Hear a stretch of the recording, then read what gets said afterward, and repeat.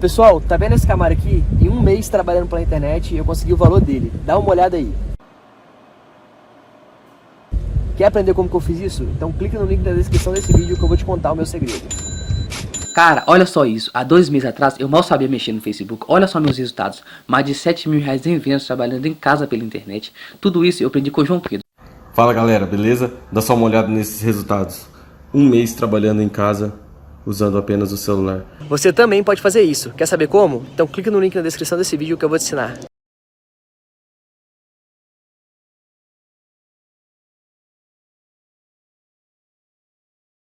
O treinador que chega no Palmeiras, tira o William do time e depois coloca de volta, porque vê que com ele na equipe, a equipe flui diferente. Um detalhe que a Fabiola falou que é muito importante, o Gabriel Menino.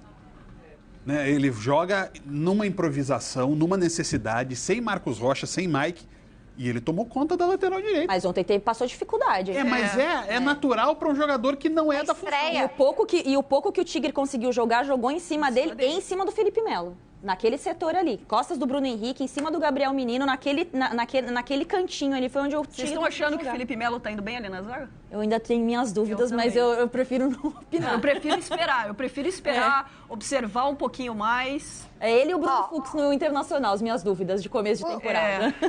Os números são muito bons, né? Da zaga do Palmeiras, os números têm funcionado.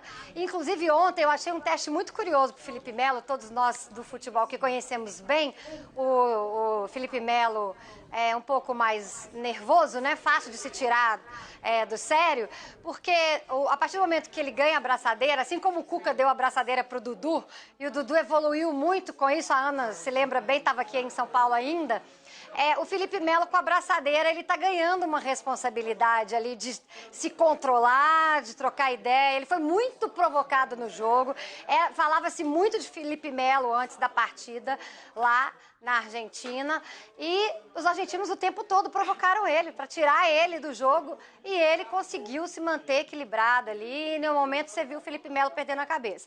Então, além de estar dando certo com o Gustavo Gomes, com bons números em campo, eu acho que ele está conseguindo, pelo menos por enquanto, tá, gente? É uma bomba relógio, mas por enquanto está funcionando bem a abraçadeira no Felipe Melo. Foi provocado ontem, falou sobre isso. Podemos puxar aí as aspas do Felipe Melo, que depois eu quero também rodar o Vanderlei Luxemburgo falando sobre a formação do time. Vamos com o Felipe Melo, então.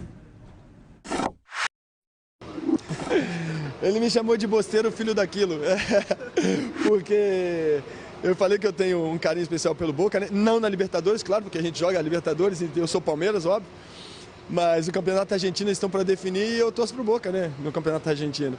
Mas enfim, ficar dentro de campo, foi um momento de nervosismo, ele tinha sido expulso, né, mas coisa de futebol que faz parte do futebol e que fica ali dentro, não tem nada a ver. Com responsabilidade, né, Felipe? Tava rindo. Né? Tava dando risada. O problema do Felipe é que ele é uma bomba relógio, só que às vezes o cara que vai desarmar, ele corta o fio errado, ele corta o fio vermelho. O vermelho. E aí ele explode. Tem certeza que o vermelho é errado? Cada filme é uma... Depende. Porque é para te manter no suspense. É claro. Às vezes o vermelho é o certo, às vezes o azul é que é o certo.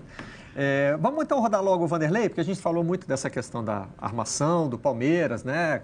Talvez esse seja o time para a temporada, né? Acho que não é só uma questão de porque enfrentou um adversário da segunda divisão da Argentina, é a estreia de Libertadores, claro. Então dá a entender que é isso que ele quer para o Palmeiras. Vamos lá. O Dudu jogando por dentro, ele pega bastante vezes na bola e aí torna ele mais dentro do jogo. Ele, do lado do campo, a bola tem que chegar para ele. E ali não, ali ele está sempre as pessoas buscando ele para poder achá-lo. E aí achando ele de frente, virar e encontrar a zaga, é um jogador que vai preocupar. Eu acho que é uma situação boa. Desde que eu tenha dois lados que consiga fazer a volta até o final. O Rony faz, né? A William não tão bem, porque não é a característica dele, mas a gente vai encontrar devagarinho uma situação boa nisso aí. Interessante isso, né? Porque eu continuo invocado com a ideia de que o uso a volta do ponta, que tanta gente saudou, né? Como se fosse um retorno ao futebol raiz, aos anos 70, ela não fez tão bem ao futebol brasileiro. Eu acho isso horrível. A gente não conseguiu resolver isso bem aqui. Mas em que sentido, Barreto? Primeiro porque tem a questão de você desperdiçar o segundo atacante, que é uma coisa que o futebol brasileiro construiu muito. O futebol brasileiro ficou muito tempo no 4-4-2 e criou aquele atacante híbrido, que é uma figura muito interessante. E muitos desses caras ficaram perdidos nessa evolução. Eles não sabiam se viravam pontas ou se viravam centroavantes, porque eles não eram nem uma coisa nem outra. É porque eles não são exatamente pontas do futebol brasileiro, né? Acho que a gente está falando do William Bigode, inclusive, sobre isso, né?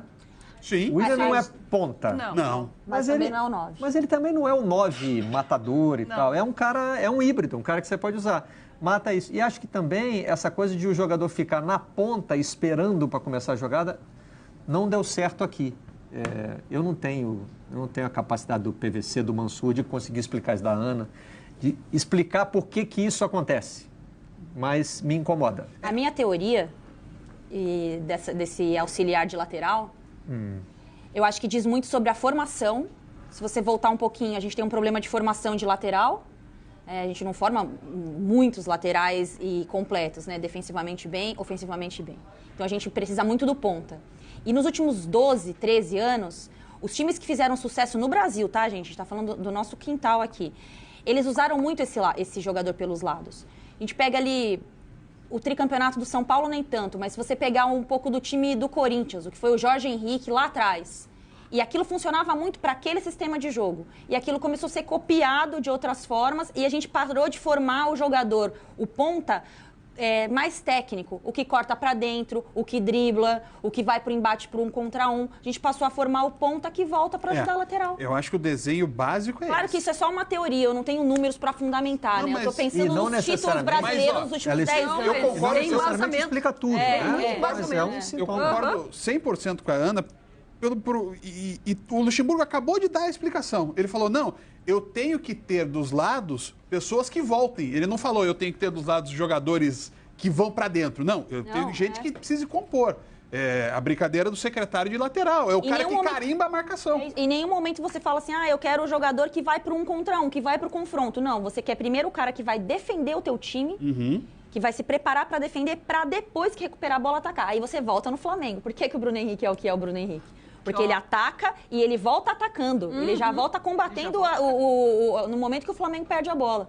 Eu acho que esse é um mal que a gente passa... Um mal, né? Não um mal, mas um problema que a gente passou nos últimos 12 anos e que acabou influenciando na formação desses jogadores, desses pontas e também dos... Cara, quer aprender como que eu faço para ganhar mais do que um parlamentar aqui de Brasília, trabalhando na minha casa ou viajando pelo mundo? Dá uma olhada nos meus resultados dos últimos 30 dias. Em um mês eu fiz mais de 100 mil reais em vendas. Quer aprender um pouco mais sobre esse mercado e saber como que eu fiz isso? Então clica no link na descrição desse vídeo que eu vou te ensinar.